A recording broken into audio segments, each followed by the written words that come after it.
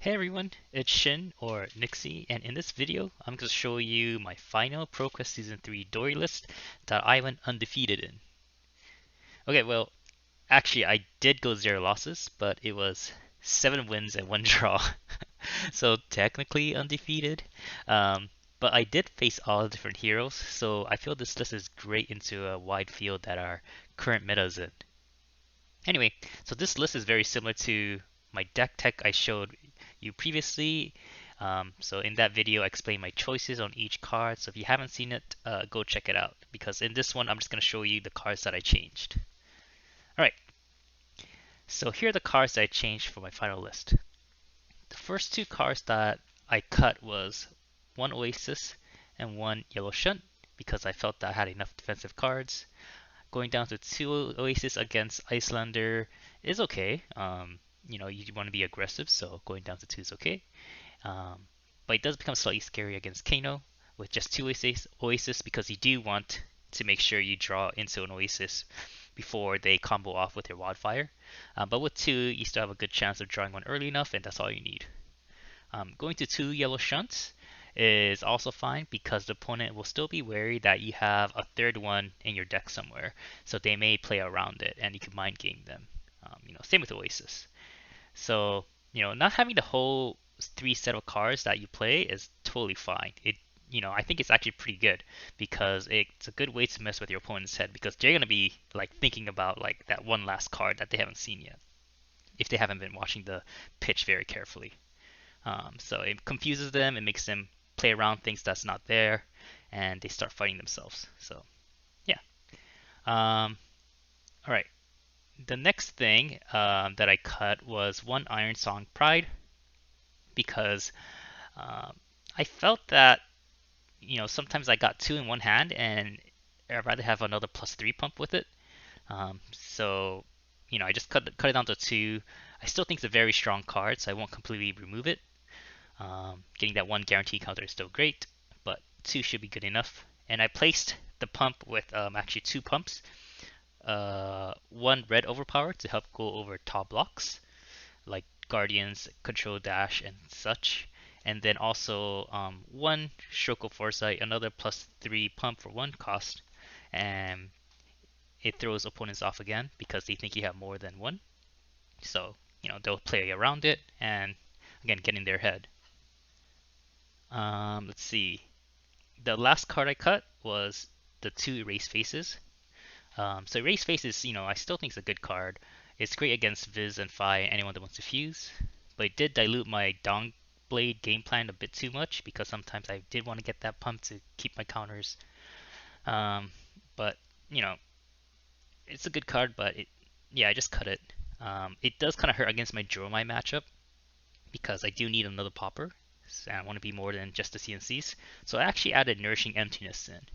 Um, I think this is a great card, even with the CNCs in your deck, because it's still another attack action you can follow up with. It's a popper, pummel target, and it's actually great into Icelander, which I cut the CNCs completely out of. So it's a guaranteed dominated effect. And this is actually how I beat my opponent Oliver Fye, who was my Icelander opponent. I got him low enough, and then I came in with the Dominating Nourishing with still two cards in hand and an Oasis Arsenal, and he just couldn't play around it. So yeah, it's just getting that dominated effect, guaranteed dominant effect against like Icelander is very good, and Icelander is like everywhere right now. Um, Also, since I run Remembrance in the deck, you can always play Nourishing along the CNCs because if you play the CNCs earlier, you could always Remembrance the CNCs out to play the Nourishing. Or if you're able to play the Nourishing early, Remembrance the Nourishing to get it again and play it. So that's why I have the Nourishing in here. And then the last two cards that I added was two red hit and runs. Hit and runs are very versatile. I always liked them. My previous list actually only had 20 go against, so it's actually on the lower side. So there were actually some hands where I didn't have any go against and kind of like stopped my tempo, and I was debating just popping bolters when kind of early, and I didn't want to. So just having another source of go again is great. I also can play these in aggressive decks because if they don't block, I can swing again for +3 with the benefit of go again. So I can follow with an E-Pot, attack action, or if I play a twinning, I could come in for another third swing without breaking bolters, which is huge, right? So I could come with like, let's say a supremacy and swing for 5, and they don't want to block because they have a great hand. That hits, draw a card, play red hit and run for now 8, go again. They don't block. I play twinning, and then I swing again for like 9. So, well, not 9, sorry, 6 because I get 1 counter. Maybe 7 with pumping because you drew a card.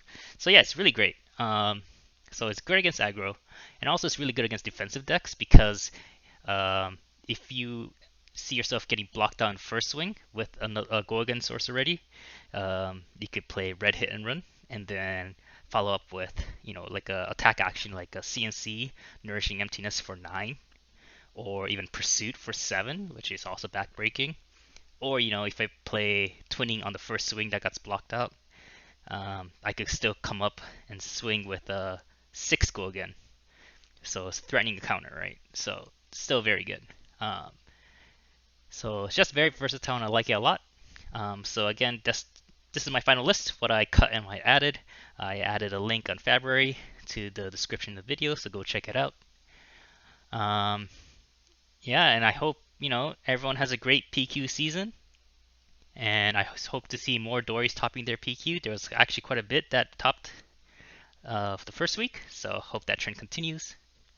And yeah, best of luck, everyone. And lastly, here's me opening my gold foil.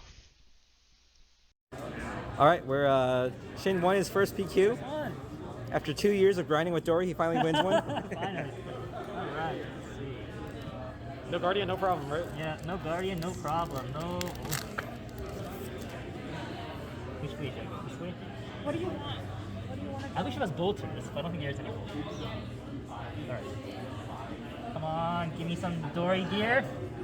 Oh, hey, that's good. Yeah, Achilles Dash is hot.